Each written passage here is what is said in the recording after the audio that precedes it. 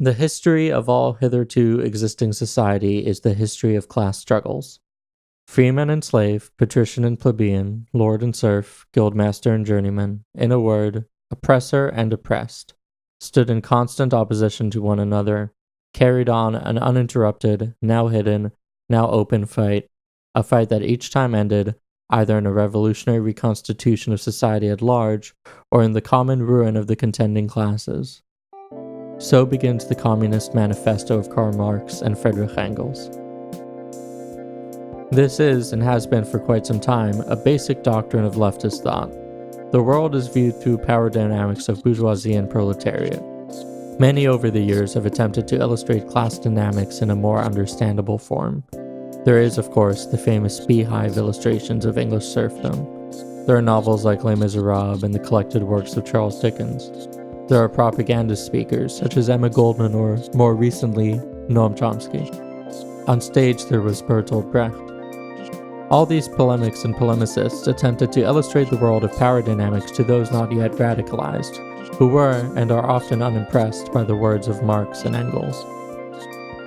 To someone who is happy with their place in society, power dynamics are both hard to see and hard to believe in. A boss, for instance, would prefer to believe that their employees follow commands by choice rather than coercion. And same goes for the landlord, who would much rather see their place in society as enabling habitation, rather than looming the constant threat of eviction over their tenants. For the uninitiated unbelievers, oftentimes what is necessary are not hard facts and figures, but a good story. And that's where the intersection of art and activism really lies. Because nowhere is the eternal class struggle more vivid, gruesome, and real than in the musical thriller about the demon barber of Fleet Street. This is Take a Left, a series at the intersection of politics and musical theater, and in episode 5 we're talking about Sweeney Todd and class struggle.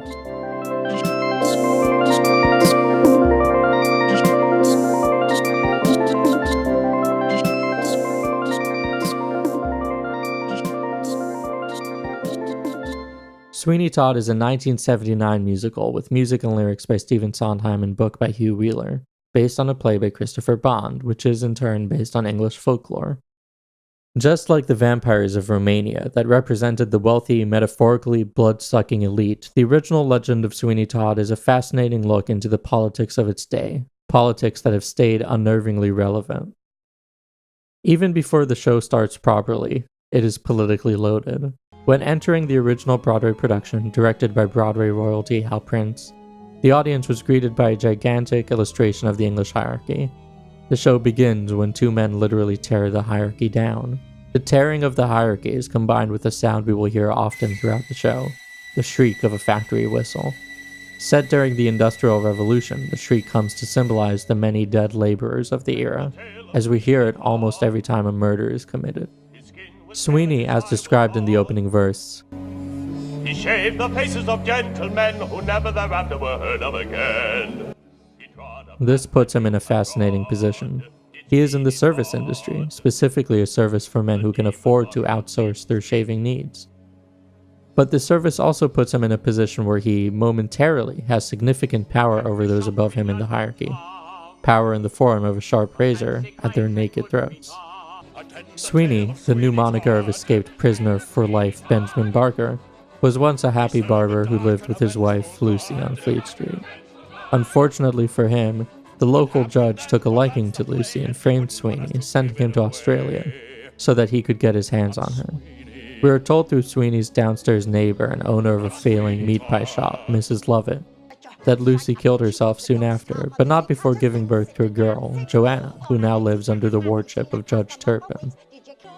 We learn quickly that Sweeney thinks little, not only of the corrupt judge, but of the whole system. At the top of the hole sit the privileged few, making mock of the vermin in the lower zoo, turning beauty into filth and greed. Having escaped and returned to London to find his wife dead and his daughter in the hands of the man responsible, Sweeney swears that he will take revenge on the judge and his right-hand man, the Beadle. Let them quake in their boots, Judge Turpin and the Beadle, for they're our scum. Before he can do so, he is entangled in a tricky situation when he is recognized by Pirelli, a competing neighbor. He kills Pirelli, and in trying to cover the murder up, gives Mrs. Lovett a wonderful idea.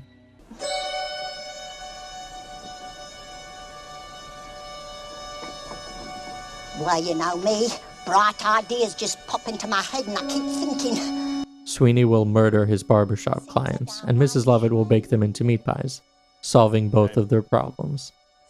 Immediate attention is paid to the rigidity of the social hierarchy of English society. Judge Turpin, our villain, is a member of the ruling class. Sweeney, Mrs. Lovett, and Anthony, all with employment of some sort, occupy a quasi-middle class, while the character only referred to as the beggar woman is perceived to be so low that Sweeney, an escaped convict without a penny to his name, can hardly bring himself to glance at her. It's also hard to ignore Lovett's aside in the opening of Act 2 Must be one of them foreigners. as another indication of the importance of status. Not only that, every duo of characters is in some sort of master-slave relationship. Judge Turpin has his beadle, Pirelli is explicitly referred to as the master of Toby, Anthony steals Joanna, implying that she was once the property of Turpin and is now his, and Mrs. Lovett, while displaying agency throughout the show, does so only in service of Sweeney. Not only this, but Sweeney Todd has something to say about unjustified hierarchies and the orders we receive from those above us. At one point, Sweeney tells Lovett that she must I'll pound 3 times. 3 times. And then you 3 times. If you...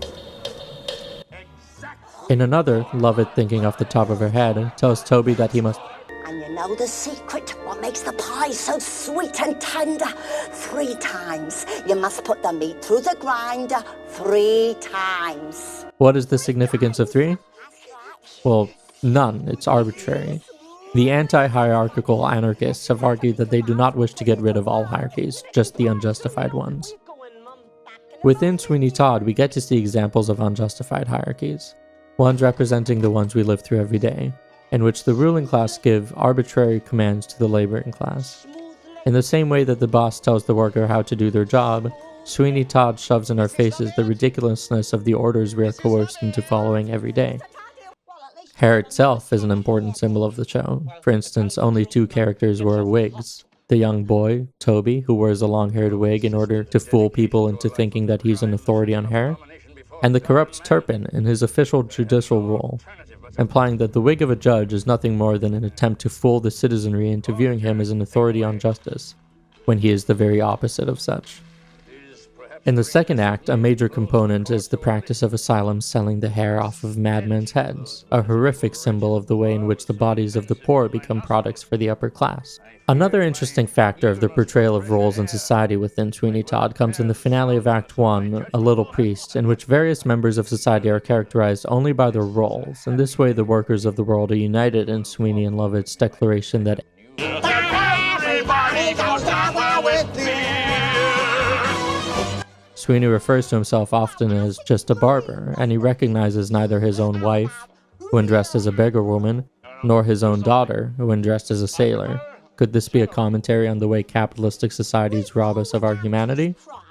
Knowing Sondheim? Probably.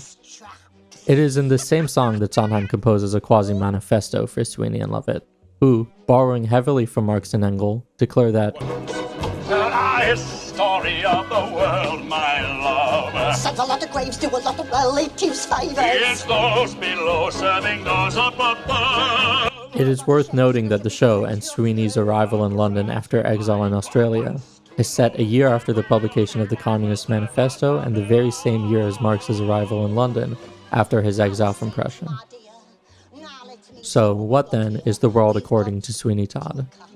The world, according to Sweeney, is grotesque. The horrors of the advent of capitalism and the arrival of the Industrial Revolution have led to a corrupt society where the rich profit off of the labor of ordinary people. Ordinary people who must sell their blood, sweat, and hair in order to barely survive. The world is a series of complex power dynamics in which we are all someone's master and someone else's slave. The world, as Sweeney says, There's a hole in the world like a great black pit, and the vermin of the world inhabit it, and its morals aren't worth what a pig could spit in. And so Sweeney Todd does not judge Sweeney or his dreadful acts of revenge. In his final moments, Sweeney has brought himself and everyone close to him down, yes, but he has also achieved something. He has killed the corrupt judge. Instead of judgment, the survivors of Sweeney at the show's end simply offer us a practical warning. We are surrounded by potential Sweeneys. What exactly is a Sweeney?